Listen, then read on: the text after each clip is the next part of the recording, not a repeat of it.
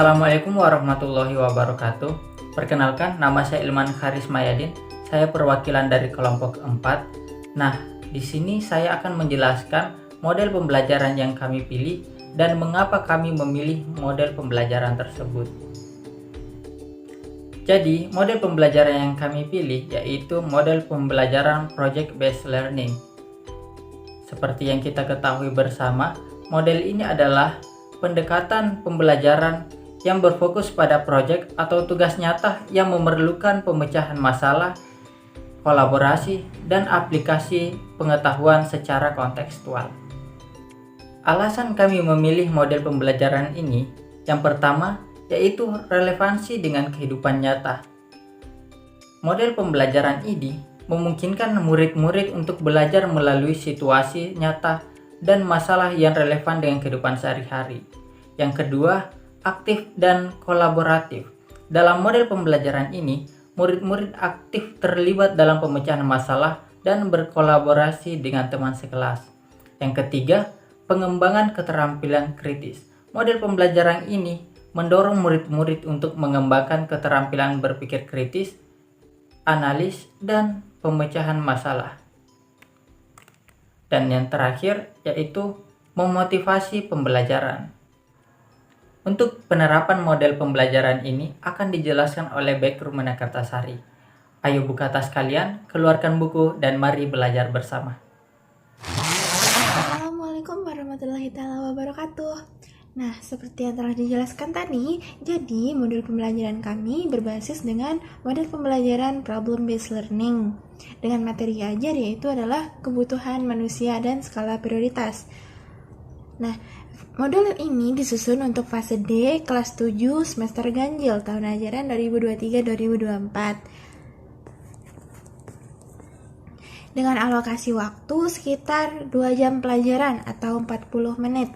Untuk capaian pembelajarannya sendiri adalah peserta didik diharapkan mampu memahami bagaimana masyarakat saling berupaya untuk dapat memenuhi kebutuhan hidupnya. Untuk kompetensi awal, sebelum memulai kegiatan pembelajaran, peserta didik diharapkan mampu memberikan contoh kebutuhan yang mereka rasakan dalam kehidupan sehari-hari. Nah, selanjutnya adalah sarana dan prasarana yang dibutuhkan. Yang pertama adalah video pembelajaran, yang kedua adalah bahan bacaan siswa dan guru, yang ketiga adalah LKPD atau lembar asesmen formatif, dan yang keempat adalah RCD, yang kelima ada internet dan juga lingkungan sosial sekitar. Target peserta didik adalah sekitar 16 orang.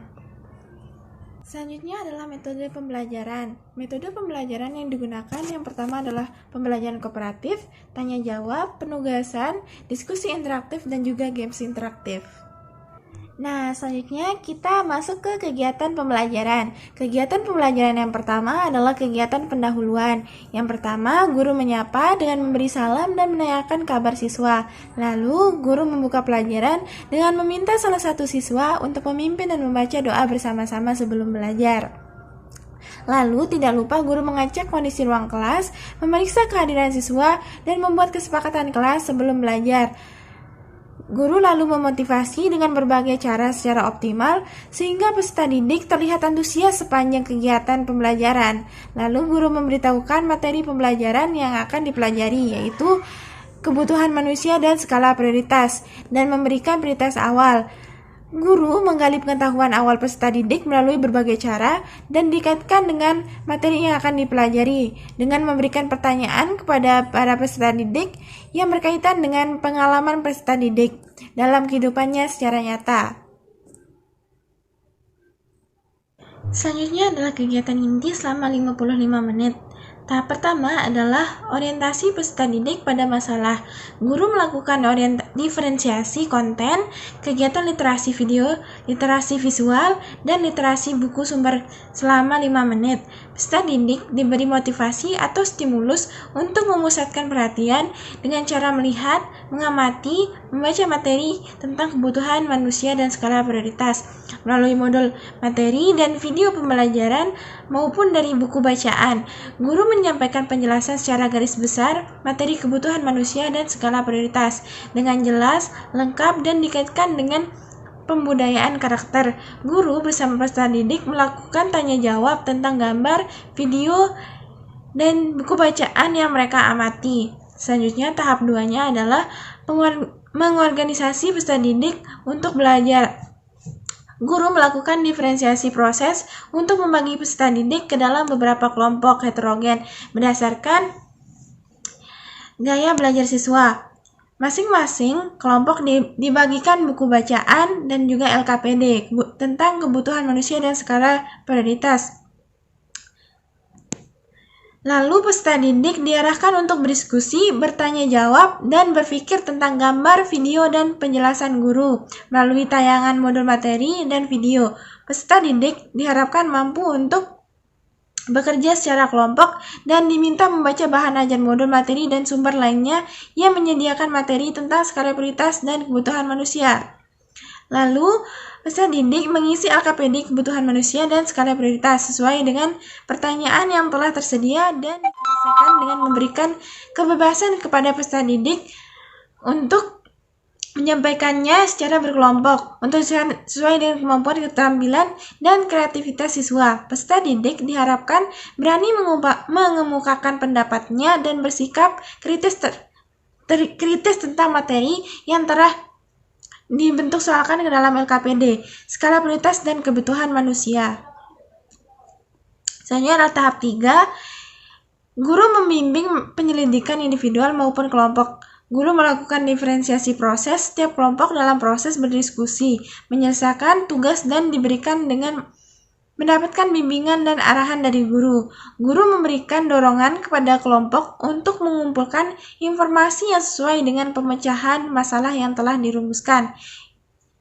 Selanjutnya tahap 3, guru membimbing penyelidikan individual maupun kelompok. Guru melakukan diferensiasi proses setiap kelompok dalam proses berdiskusi menyelesaikan tugas yang diberikan dengan mendapat bimbingan dan arahan dari guru. Guru memberikan arahan dan dorongan kepada kelompok untuk mengumpulkan informasi yang sesuai dengan pemecahan masalah yang telah dirumuskan berdasarkan informasi atau data yang relevan yang dapat diambil dari berbagai sumber seperti bahan bacaan, bahan ajar guru, modul materi, video pembelajaran, internet maupun buku paket. Selanjutnya tahap 4, guru mengembangkan dan menyajikan hasil karya siswa. Guru melakukan diferensiasi proses atau diferensiasi produk berdasarkan minat belajar peserta didik. Peserta didik menuangkan ide masing-masing kemudian berdiskusi untuk mengkaji